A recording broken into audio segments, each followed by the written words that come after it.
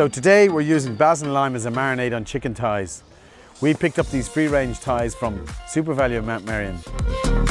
Today I'm going to introduce you to my Monolith Komodo grill. Bring the temperature of your barbecue just over 200 degrees. Put the chicken in the bowl, and then the first thing I do is I season well with salt and pepper, yeah? And so now we marinate the chicken with the basil and lime. And so now we put the chicken on, skin side down, and then we close the lid and we leave those for 10 minutes.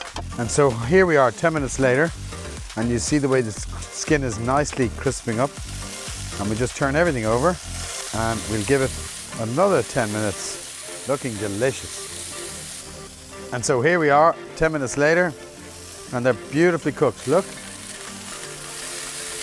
absolutely look delicious. And so here you have it, chicken thighs barbecued, having been marinated in Berna's basil and lime.